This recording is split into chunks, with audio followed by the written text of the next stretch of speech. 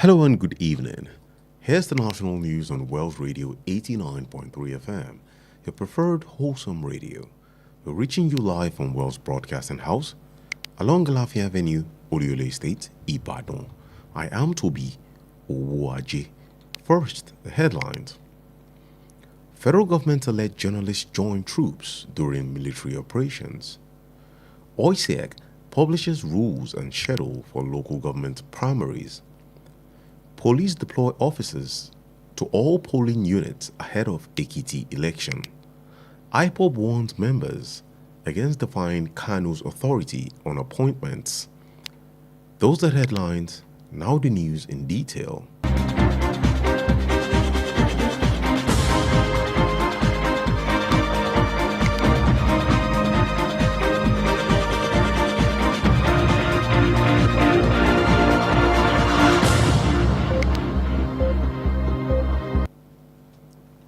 The federal government is considering a new initiative that would allow journalists to accompany military personnel during selected operations.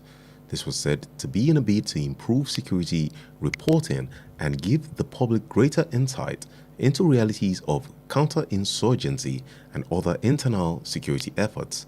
The Minister of Defense, General Christopher Musa, disclosed the plan yesterday at the National Security Summit organized by Nigeria Union of Journalists in Abuja. Represented by Special Advisor Rear Admiral Olusoya Bankole, the minister said the proposed arrangement will foster closer collaboration between the media and security agencies while promoting transparency in military activities. Musa noted that the media plays a strategic role in the shaping of public perception of security operations and national stability, adding that security management now extends beyond conventional battlefields. He explained that modern conflicts are increasingly influenced by information, narratives, and making the media an important stakeholder in the country's security architecture.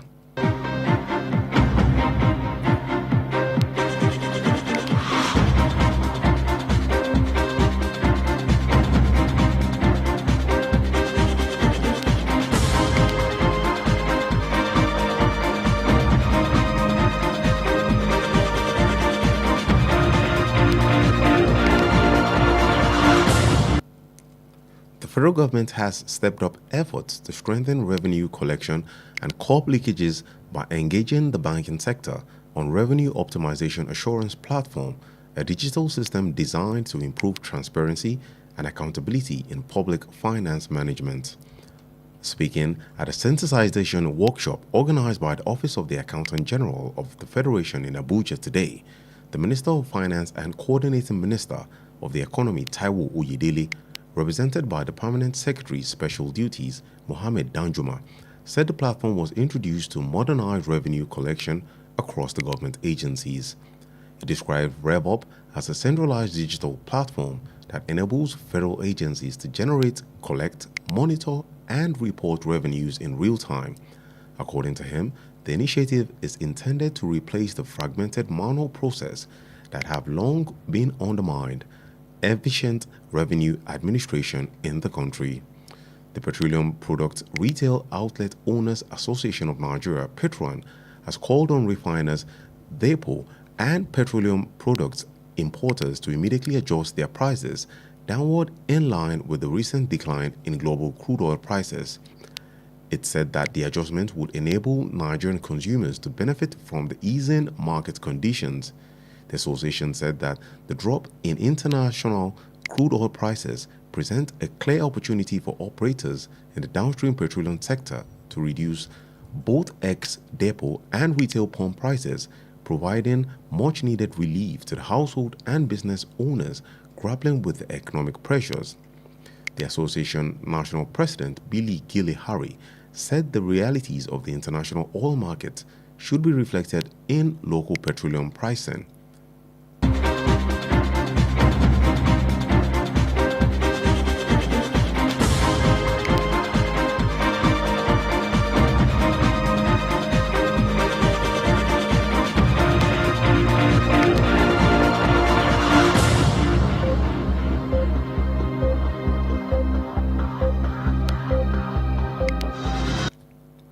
The Oyo State Independent National Electoral Commission, (OISEC), has released guidelines and schedule for the local government primary elections in the state.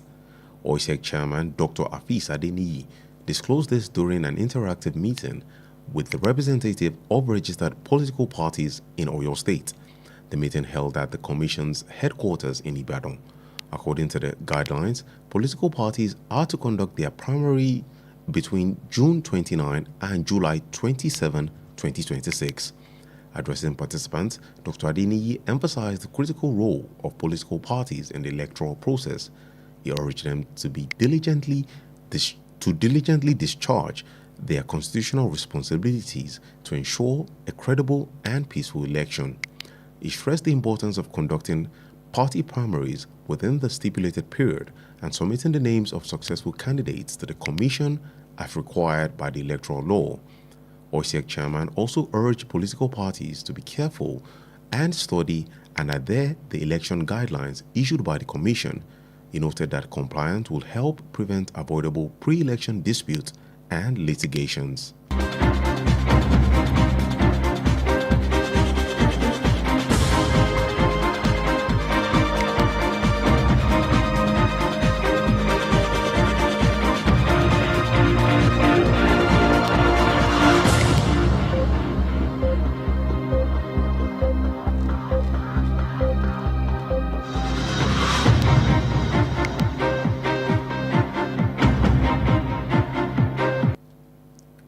The Nigerian Police Force has said it has completed security deployments across all 2,545 polling units in Ekiti State ahead of the governorship election scheduled for tomorrow, Saturday, June 20th, 2026.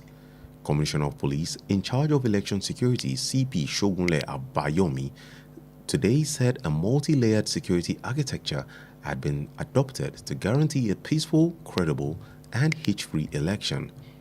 He said security personnel and operation assets had been strategically positioned across polling units and other designated locations to ensure the safety of voters, electoral officials, election observers, and sensitive electoral materials throughout the exercise. The deployment, he added, also covers critical infrastructure, major entry and exit routes, border communities, and other strategic locations identified as vital to the electoral process. Meanwhile, the Social Democratic Party has dismissed reports claiming it withdrew from tomorrow's governorship election in Ekiti State, describing the information as fabricated and misleading.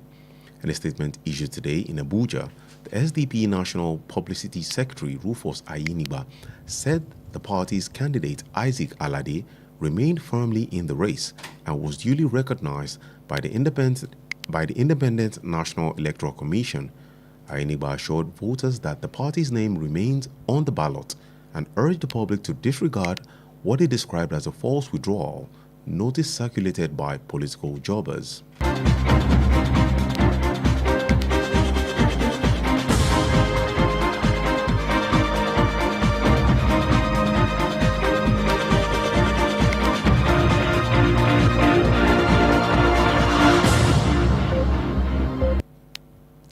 The indigenous people of Biafra has threatened disciplinary action against members it accused of undermining the authority of its detained leader Nnamdi Kanu amid efforts to resolve a growing leadership dispute within the organization. In a statement issued today by the Media and Publicity Secretary, Ima Powerful, the group warned that any member or fraction acting contrary to Kanu's directive or the organization's code of conduct will face sanctions including suspension, removal from office, and expulsion. The warning follows a deepening rift within the movement after the dissolution of the third administration of IPOB's Directorate of State led by Chika Eduzim and the inauguration of a new leadership headed by the US-based Chris Nwagu. According to IPOB, Kanu exercised powers conferred on him by organization's code of conduct to dissolve Edozim's administration and appoint a fourth Directorate of State.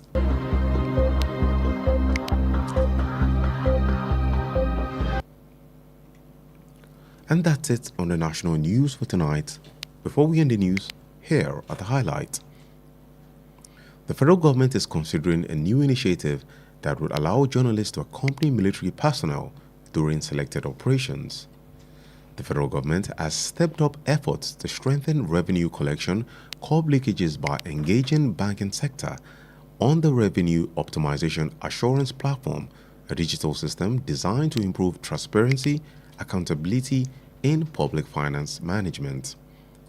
The Oyo State Independent Electoral Commission, OISEC, has released guidelines and schedule for the local government primary elections in the state. The Nigerian Police Force has said it has completed security deployment across 2,545 polling units in Ekiti State ahead of the governorship election scheduled for tomorrow, Saturday, June 20th, 2026.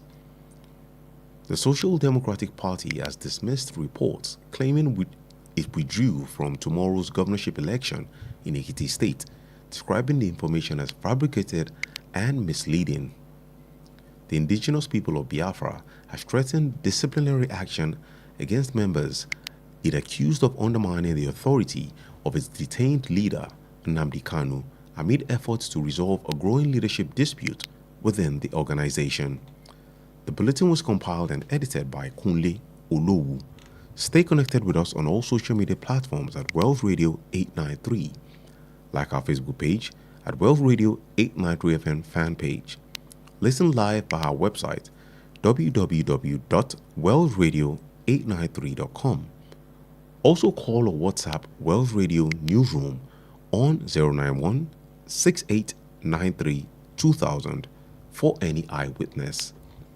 I am Toby Owoaje. Thank you for listening and God bless you.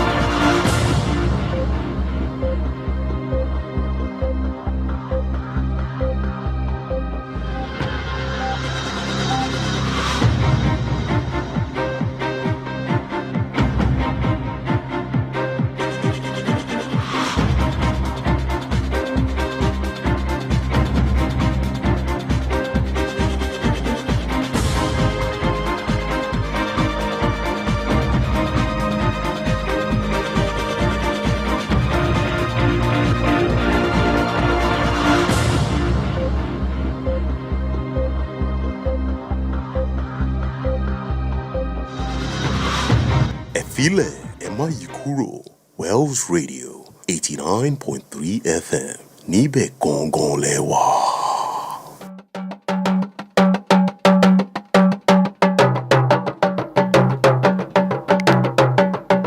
Ẹ káalẹ́ o, àkójọpọ̀ ìròyìn ilé wa ló ń dé ṣe ti gbọ́ yín láti ìkànnì kànga gbọ́nmọ̀gbẹ̀ Wells Radio 89.3 FM tí a kalẹ̀ sí òpópónà Aláàfin Avenue Olúyọ̀lé Estate Ìbàdàn. Oyè Ọlọ́run Adegoke ni oníròyìn yín. Ṣáájú ẹ̀gbọ́n àwọn kókó tó wà nínú ìròyìn náà. Ìjọba àpapọ̀ wọ́n pé wọ́n ó jẹ́ kí àwọn akọ̀ròyìn darapọ̀ mọ́ àwọn ọmọ ológun ní àkókò tí wọ́n bá ń ṣiṣẹ́ ní ojú ìjà lójú ogun. Àjọ olómìnira tó ń rí sí ọ̀rọ̀ ètò ìdìbò ní ìpínlẹ̀ Ọ̀yọ́ wọ́n ti ṣàfihàn àwọn ìlànà àti ètò ìdìbò abẹ́nú ìjọba ìbílẹ̀.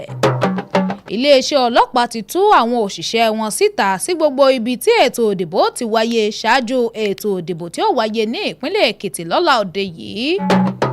Ẹgbẹ́ ajìjàǹgbara dídádúró ikọ̀ àwọn ọmọ ìlú Biafra ìyún IPOB wọ́n ti ṣe ìkìlọ̀ fún àwọn ọmọ ẹgbẹ́ wọn lòdì sí yíyẹ àṣẹ Kánú lọ́wọ́ wò lórí ìyànsípò.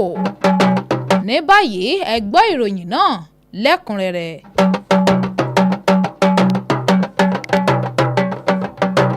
Ìjọba àpapọ̀ orílẹ̀-èdè yìí ti ń gbé ọ̀rọ̀ yẹ̀wò lórí fífààyè gba àwọn akọ̀ròyìn láti sin àwọn òṣìṣẹ́ aláàbò lọ sójú ìjà ojú ogun lákòókò tí wọ́n bá ń ṣiṣẹ́ lọ́wọ́. ọ̀rọ̀ ọ̀hún ló wáyé lára akitiyan ìmúdára ìròyìn lórí ètò ààbò àti láti jẹ́ kí àwọn aráàlú rí bí nǹkan ti ń lọ lórí akitiyan láti gbógun ti àwọn ìṣẹ̀lẹ̀ gbọmọgbọmọ tí ń wáyé àti akitiyan ètò ààbò mìíràn eléyìí tí ń lọ lábẹ́nu. Mínísítà fún ètò ààbò Ọ̀gágun Christopher Musa ó ṣàlàyé ọ̀rọ̀ nípa ètò náà lánàá òde yìí níbi àpérò ètò ààbò èyí tí ẹgbẹ́ àwọn akọ̀ròyìn orílẹ̀-èdè Nàìjíríà ṣètò rẹ̀ nílùú Àbújá. Ọ̀gágun ọ̀hún tí olùdámọ̀ràn pàtàkì rẹ̀ lọ ṣojú ẹni tí í ṣe Ọ̀gágun Olúsànyà Bánkọ́lé. Mínísítà ọ̀hún wá dábàá pé ètò ọ̀hún yóò jẹ́ kí àjọṣepọ̀ èyí tí ó ṣe pẹ́kípẹ́kí kó wà láàrin iléeṣẹ́ ìgbóhùnsáfẹ́fẹ́ tó ń ti àwọn àjọ aláàbò látàrí ohun tí ń ròkè tó ń ti àkóyawọ́ nínú iṣẹ́ àwọn ọmọ ológun. Musa tún wá tọ́ka sí ipa tí àwọn oníṣẹ́ ìgbóhùnsáfẹ́fẹ́ ń kó nínú èrò àti ìwòye àwọn aráàlú lórí iṣẹ́ ààbò tó ń ti àlàyé nípa bí wàhálà àgbàlódé bó ti ń ròkè sí lórí ìròyìn tó ń ti àlàyé tó sì mú ìgbóhùnsáfẹ́fẹ́ ṣe pàtàkì gẹ́gẹ́ bí èèkàn láàrin ìlú àti orílẹ̀-èdè nínú àlàkalẹ̀ tó ní í ṣe pẹ̀lú ọ̀rọ̀ ètò ààbò.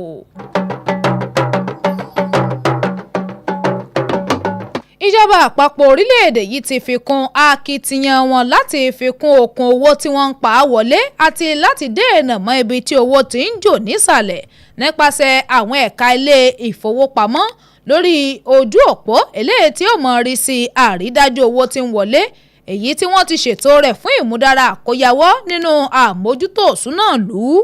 Lákòókò tí wọ́n wá ń sọ̀rọ̀ níbi ètò ìdánilẹ́kọ̀ọ́ èyí tí iléeṣẹ́ olùṣírò àgbà orílẹ̀-èdè yìí ṣètò rẹ̀ nílùú Àbújá, ẹ̀yàn mínísítà fún ètò òṣùnà àti alákòóso ọrọ̀ ajé Táíwò Oyèdélé tó jẹ́ pé akọ̀wé àgbà fún ojúṣe ìyàsọ́tọ̀ ló lọ sojú rẹ̀ níbẹ̀, ẹ̀yàn Muhammed Danjuma ó sọ̀rọ̀ nípa bí ojú òpó ọ̀hún bó ṣe ní í ṣe pẹ̀lú àfihàn ìpawówọlé lọ́nà ìgbàlódé ní tìbútòrò àwọn àjọ ìjọba. Ó wá ṣàpèjúwe ojú òpó náà tí wọ́n ń pè ní REF-OP bí èyí tí ó máa ṣèrànwọ́ fún lájọ̀lájọ̀ tó jẹ́ ti ìjọba àpapọ̀ látàrí pípawó wọlé tó fi mọ́ mímójútó bí nǹkan ti ń lọ àti àkójọpọ̀ ìròyìn lórí àwọn owó tí wọ́n bá ń pa wọlé ọ̀hún.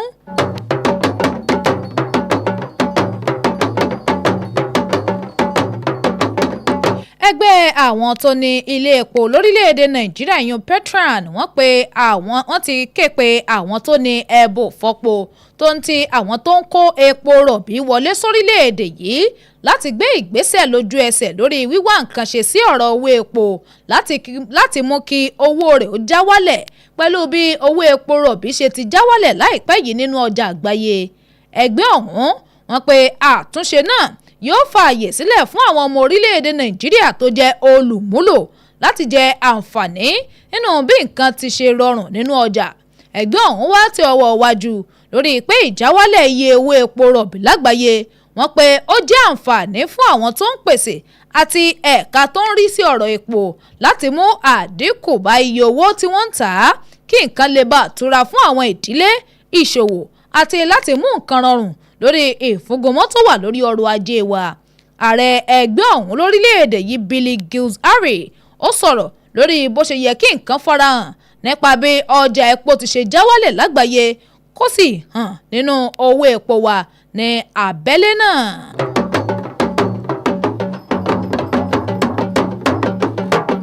Àjọ olómìnira tó ń rí sí ọ̀rọ̀ ètò òdìbò ní ìpínlẹ̀ Ọ̀yọ́ ìyún ISEC wọ́n ti fi ìlànà àti ètò léde fún ìbò abẹ́nú ìjọba ìbílẹ̀ ní ìpínlẹ̀ yìí. Alága àjọ ISEC Dókítà Afeez Adeniyi ló fọ̀rọ̀ léde lákòókò ìpàdé pẹ̀lú àwọn aṣojú ẹgbẹ́ òṣèlú tó ti fi orúkọ sílẹ̀ ní ìpínlẹ̀ Ọ̀yọ́. Ìpàdé ọ̀hún wáyé ní olú iléeṣẹ́ àjọ náà nílùú Ìbàdàn. Gẹ́gẹ́ bí àwọn ìlànà tí wọ́n gbé kalẹ̀, gbogbo ẹgbẹ́ òṣèlú gbọ́dọ̀ ṣètò ìbò abẹ́nú wọn láàrin ọjọ́ 29 oṣù kẹfà àti ọjọ́ 17 oṣù keje ọdún 2026. Lákòókò tí Dókítà Adeniyi wá ń bá àwọn tó kópa níbi ìpàdé náà sọ̀rọ̀, ó ṣàtẹnumọ́ ipa pàtàkì ẹgbẹ́ òṣèlú nínú ètò òdìbò. Ó wá rọ̀ wọ́n láti ṣe ojúṣe wọn gẹ́gẹ́ bí òfin ṣe fi múlẹ̀ láti bá rí àrídájú ìbò alálàáfíà. Ó tún wá ṣe àtẹnumọ́ ipa pàtàkì ètò òdìbò abẹ́nú ọ̀hún láàrin àkókò tó yẹ àti ìfiránṣẹ́ orúkọ àwọn olùdíje tó bá jáwé olúborí sí àjọ ọ̀hún gẹ́gẹ́ bí òfin ètò ìdìbò tó wà ńlẹ̀. Alága Adegoke ó tún wá rọ gbogbo ẹgbẹ́ òṣèlú láti farabalẹ̀ kí wọ́n sì ṣàyẹ̀wò àwọn ìlànà náà àti pé kí wọ́n tẹ̀lé bó ti tọ́ àti bó ti yẹ, tó ń ti bó ti ń ṣàlàyé wípé títẹ̀lé ìlànà ọ̀hún bí yóò ti ṣe ìrànwọ́ nínú dídènà mọ́ wàhálà tàbí aáwọ̀ ṣáájú ètò ìdìbò náà.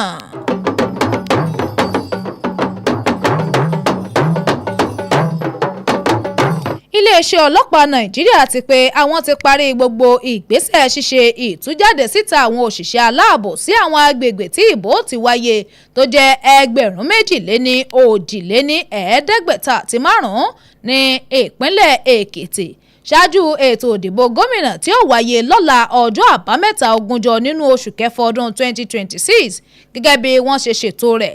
Kọmíṣánná ọlọ́pàá tó wà níkápá ọ̀rọ̀ ètò ààbò fún ètò ìdìbò náà Ṣógúnlẹ̀ Àbáyọ̀mí lónìí ló sọ̀rọ̀ nípa àlàkalẹ̀ ètò ààbò tí wọ́n ti gbé wò láti rí i pé ètò ìdìbò náà lọ ní àlàáfíà àti ní gerege. Ó wá sọ̀rọ̀ nípa bí àwọn ṣe ti pín àwọn òṣìṣẹ́ aláàbò sí igun láwọn ibi tí ìbò ọ̀hún ó ti wáyé láti rí àrídájú pé ààbò wà fún gbogbo olùdìbò, òṣìṣẹ́ elétò ìdìbò, àwọn olùwòye lórí bí ìbò náà ṣe ń lọ tó fi mọ́ àwọn ohun èlò ètò ìdìbò ọ̀hún. Àwọn ikọ̀ aláàbò tí wọ́n kó jáde ọ̀hún wọ́n tún níṣẹ́ ṣe lórí ohun amáyédẹrùn, ìwọléwọ̀de, ẹnu ìloro ìlú tó ń ti àwọn ojú ọ̀nà mìíràn tó ṣe kókó síbi ètò ìdìbò náà. Nínú ẹgbẹ́ òṣèlú ẹlẹ́sìn SDP wọ́n ṣe ìkódànù àkójọpọ̀ ìròyìn tó ń tọ́ka sí pé wọ́n ti yọwọ́ kúrò nínú ètò ìdìbò gómìnà tí ó wáyé lọ́la òde yìí nípínlẹ̀ Èkìtì. Wọ́n pe àgbélẹ̀rọ níròyìn ọ̀hún ó sì fẹ́ ṣì àwọn ènìyàn lọ́nà ni. Nínú àtẹ̀jáde tó jáde lónìí nílùú Àbújá, akọ̀wé ìgbéròyìn jáde ẹgbẹ́ òṣèlú SDP Rufus Ayénìgbà ó sọ̀rọ̀ lórí olùdíje ẹgbẹ́ ẹni tí í ṣe Isaac Alade tó ń ti bó ṣe wà nínú eré ìje náà àti bí àjọ olómìnira tó ń rí sí ètò ìdìbò lórílẹ̀‐èdè yìí ṣe ti dámọ̀. Ayénìgbà ó wá fi dáwọn olùdìbò lójú pé orúkọ ẹgbẹ́ òṣèlú náà sì wà nínú ìwé ìdìbò àti bó ṣe ń rọ àwọn ará ìlú láti fi gbígbọ́ ṣaláìgbọ́ lórí ìròyìn ayédèrú tí ń tàn káàkiri náà.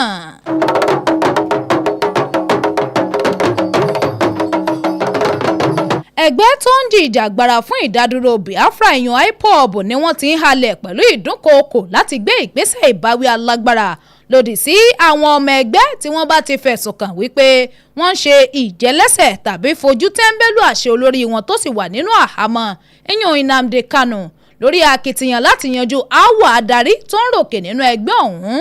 Nínú ọ̀rọ̀ tí wọ́n wá fi léde lónìí nípasẹ̀ akọ̀wé ìgbéròyìn jáde wọn Emma Powerful, ẹgbẹ́ ọ̀hún ṣe ìkìlọ̀ fún àwọn ọmọ ẹgbẹ́ wọn pé èyíkéyìí nínú wọn tó bá gbé ìgbésẹ̀ yàtọ̀ sí àṣẹ adarí tí Kanu fi léde tàbí ìlànà ẹgbẹ́ náà, wọ́n pé yóò máa dojúkọ ìgbésẹ̀ ìbáwí bíi kó lọ rọ́kúnlé, ìyọkúrò nípò tàbí lẹ́nu iṣẹ́.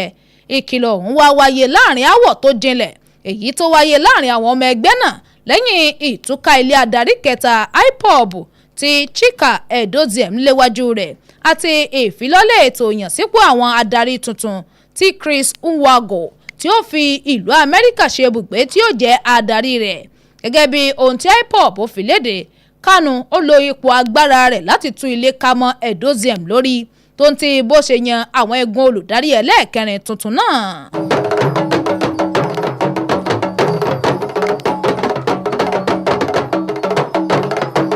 Èyí lópin àkójọpọ̀ ìròyìn ilé wa fún tàlẹ́ òní, ṣùgbọ́n kí n tó máa lọ ẹ̀gbọ́n àwọn kókó tó wà nínú ìròyìn náà lẹ́ẹ̀kan sí i. Ìjọba àpapọ̀ orílẹ̀-èdè yìí ti ń gbé ọ̀rọ̀ yẹ̀wò lórí ètò tuntun tí ó fààyè gba àwọn akọ̀ròyìn láti tẹ̀lé àwọn òṣìṣẹ́ ológun lọ sí ojú ìjà ojú iṣẹ́ níbi tí wọ́n ó ti máa ṣiṣẹ́ ibi èyí tí wọ́n bá yàn wọ́n sí. Ìjọba àpapọ̀ orílẹ̀-èdè yìí ti ń fikún akitiyan wọn lórí owó tí ń wọlé àti láti di ibi tí nǹkan ti ń jò lọ́wọ́ ọ̀sàlẹ̀ nípasẹ̀ ẹ̀ka tó ń rí sí ọ̀rọ̀ ilé ìfowópamọ́ lórí ojú òpó tí ó mọ rí sí àrídájú owó tí ń wọlé èyí tán ṣe gbé kalẹ̀ rẹ̀ fún àkóyawọ́ nínú àmójútó owó ìlú. Àjọ olómìnira tó ń rí sí ọ̀rọ̀ ètò ìdìbò ní ìpínlẹ̀ Ọ̀yọ́ ìyún Adegoke wọ́n ti fi ìlànà àti ètò ìbò abẹ́nú ìjọba ìbílẹ̀ tó jẹ́ ti ìpínlẹ̀ yìí léde. Iléeṣẹ́ ọlọ́pàá Nàìjíríà ti parí ètò ìtújáde síta àwọn òṣìṣẹ́ aláàbò sí gbogbo ibi tí ètò òdìbò ti wáyé ní ìpínlẹ̀ Èkìtì ṣáájú ìbò gómìnà tí wọ́n ṣètò kó wáyé lọ́la òde yìí ọjọ́ àbámẹ́ta 20 oṣù kẹfà ọdún 2026. Ẹgbẹ́ òṣèlú ẹlẹ́sìn SDP náà ti ṣe ìkódànù ìròyìn tó ń pe wọ́n ti yọwọ́ kúrò nínú ètò òdìbò gómìnà tí ó wáyé lọ́la òde yìí nípínlẹ̀ Èkìtì. Wọ́n pe àgbélẹ̀rọ tó ń ti aṣinilọ́nà ó ní ìròyìn ọ̀hún.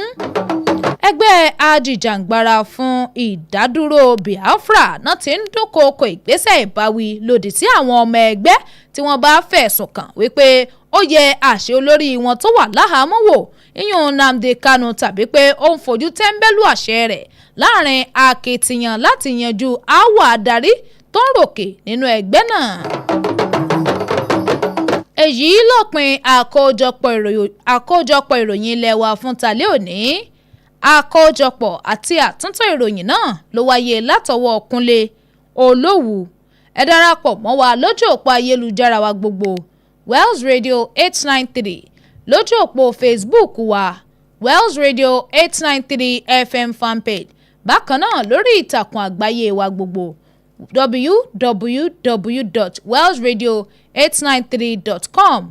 Fún àwọn ìròyìn tó bá ṣojú yín tẹ́ ẹ fẹ́ kàn sí wa lé lórí ẹ kàn sínú kùlù ìkóròyìnjọpọ̀ wa lórí nọ́mbà yìí 09168932000. Oyè Ọlọ́run Adégòkè ni oníròyìn yín. Ẹ ṣeun tẹ́ ń gbọ́ wa o. Ọlọ́run yóò bùkún fún yín. Oorun ayọ̀ la ó sùn.